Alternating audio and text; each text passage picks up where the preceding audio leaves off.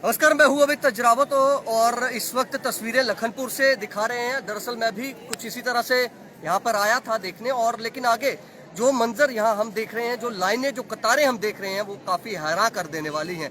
क्योंकि अभी कल से जो है कठुआ जिला एडमिनिस्ट्रेशन जो है उसने कहा है कि यहाँ पर फिर से अब जो भी बाहरी राज्यों से पैसेंजर यहाँ पर जो आ रहे हैं, जो यात्री यहाँ पर आ रहे हैं, उनके रैपिड टेस्ट जो है वो किए जाएंगे और 30% ऐसे होंगे जिनका जो आरटीपीसीआर का सैंपल लिया जाएगा। और जो तस्वीरें ये लखनपुर से मैं आपको दिखा रहा हूँ कि वो तस्वीरें आप देख सकते हैं कि लाइनें जो हैं फिर से ये वही दिन याद आ रहे होंगे आपको भी, और आप भी सोच रहे होंगे कि आखिर किस तरह के इंतजाम जो हैं यहाँ पर जो किए गए हैं अभी तक फिलहाल।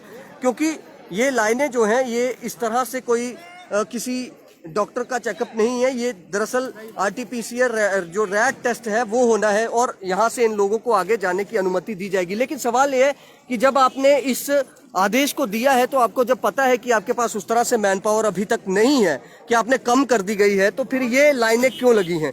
आप अगर यहाँ पर अपने जो लोग हैं, जो एडमिनिस्ट्रेशन के पास जो मैन पावर होती है, उसको अगर उस तरह से लगाया जाता, यहाँ पर उस तरह से जो यहाँ पर जो काउंटर हैं जहाँ पर टेस्ट होने थे, जहाँ पर सैंपल लिए जाने थे, वहाँ पर काउंटर पर उस तरह से जो सैंपलिंग नहीं हो पा रही है क्योंकि मैन पावर की हो सकता है कमी हो। क्योंकि जब भी इस तरह के कोई आदेश जो है निकाले जाते हैं एडमिनिस्ट्रेशन की तरफ से, तो उनकी तरफ से पूरी तरह से उसको जो है पूरी तैयारी नहीं की जाती है। अब इसमें सबसे बड़ी जो दिक्कत होनी है वो होनी है पुलिस को, क्योंकि पुलिस के ऊपर जिम्मेदारी होती है कि पूरे एक तरह से मेंटेन जो है वो एसओपी का पालन करते हुए पूरी तरह से वो किया जाए, करवाया जाए, पालन करवाया जाए। लेकिन यहाँ पर एडमिनिस्ट्रेशन जो है उससे लगता है शायद उसने बिना प्लानिंग के ये आदेश तो यकायक निकाल दिया।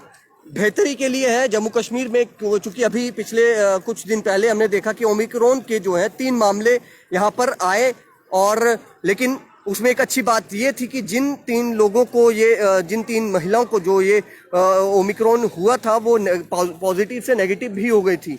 लेकिन अब जो प्रशासन है उसका तो ये कहना है कि ट्रेनें बंद होने के कारण जो खतरा है वो इस कारण बढ़ा है। और ये जो तस्वीरें हैं, ये तस्वीरें बयां कर रही हैं कि कहीं ना कहीं ये लोग जो हैं, ये जो लाइन में लगे हुए हैं, ये लोग कहीं ना कहीं इनको कोरोना का टेस्ट तो ये करवा ही रहे हैं, लेकिन यहाँ से मुझे लगता है कि ये कोरोना लेके भी जाए। ये वही मंजर, मैं इसलिए कह रहा हूँ कि ये वही मंजर है। आपको भी याद होगा आज से जब कुछ महीने पहले हमने यहाँ पर कोरोना जब दूसरी लहर आई थी तो रिपोर्टिंग करी थी, या फिर पहली लहर आई थी जब रिपोर्टिंग करी थी, तो उस वक्त भी इसी तरह से था। दरअसल मैं भी कुछ इसी तरह से चक्कर यहाँ पर देखने आया था कि अगर हो सकता है, क्योंकि पहले से ही ये काउंटर्स जो है वो बनाए गए हैं। देखिए 12 से 13 यहाँ पर सीरियल नंबर जो है वो लगाए गए हैं, लेकिन उस तरह से मुझे लगता नहीं है कि कोई तेजी है यहाँ पर जो टेस्ट किए जा रहे हैं। अगर टेस्ट करने की तेजी होती, यहाँ पर आपके पास मैन पावर उस तरह की होती, तो ये लंबी लंबी कतारें जो है वो आपको इस तरह से नहीं दिखनी थी। तो आखिर क्या कहा जाए कि जो प्रशासन है वो सिर्फ इसी पर जोर दे रहा है कि जो बड़े अधिकारियों को दिखाना है, या फिर जो डीसी कठुआ है, जो डीएम है यहाँ के जिला के, क्या वो ये दिखाना चाहते हैं कि वो जम्मू कश्मीर के लिए बेहतर सोच रहे हैं।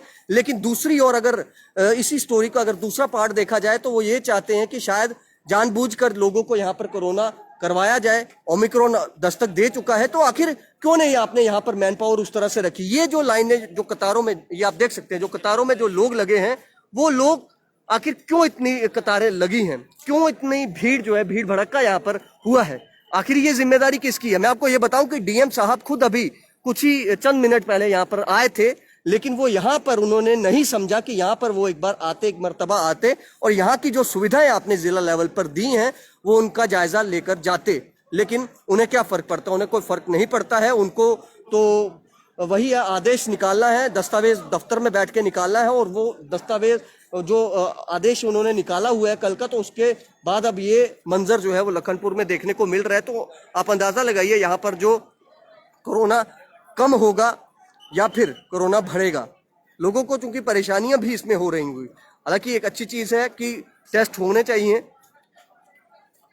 लेकिन यहाँ के जो हालात हैं, यहाँ की जो ये कतारें हैं, ये दिखा रही हैं कि यहाँ पर क्या हालत है। और इसमें सबसे ज्यादा दिक्कत होगी जो सिक्योरिटी के लोग होते हैं, उन पे लोग आके चढ़ जाएंगे। लोग उनको भी कहेंगे कि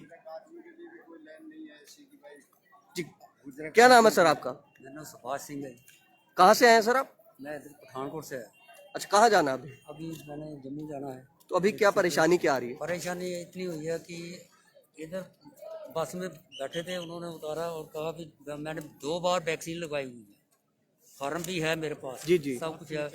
फिर बोल रहे हैं पे अभी लगाओ। 1.5 घंटा हो गया मुझे। अभी 1.5 घंटा हो गया इस लाइन में आपको लगे हुए? वो मैं उधर से आया हूँ। अच्छा। जम्मू वाली की पर्ची कटा के आया हूँ। अभी इनको पूछ रहा था कहाँ से लगे हो, वो चेक कहाँ टेस्ट करना कहाँ होना है? हाँ, तो इसलिए समस्या हो रही है। जाना तो ये है 100 किलोमीटर, और मेरा ख्याल है 1 दिन का पूरा टाइम लगेगा। मतलब आपको लगता है कि ठीक है, अगर आपने कहा है कि टेस्ट होने, तो आप सुविधा दीजिए ना यहाँ पर। जिस तरह से आप बुजुर्ग हैं, एक अलग लाइन होनी चाहिए, मैन पावर इतनी ज्यादा होनी चाहिए कि लोग रुके नहीं। बिल्कुल होनी चाहिए। मैं तो उधर खड़ा मेरे पीछे और भी मेरे से सीनियर सिटीजन था, लेकिन मैं उसको क्या बोलूँ, आगे भी कोई नौजवान था, आगे कुछ है, लेकिन इनको चाहिए कि जो ओवर एज है उनको अलग उनका होना चाहिए। कोई धक्का लगता है, कोई किसी को कुछ होता है। आपका क्या नाम है? मेरा बलविंदर सिंह। कहाँ जाना आपने? मेरे को जाना कठुआ में, तो सिर्फ इधर गया था सुजानपुर एक दवाई लेने। अच्छा। तो मेरे को आज पूरा दिन लग गया दवाई लेने में, मेरे को 5 मिनट लगे हैं। तो आज सुबह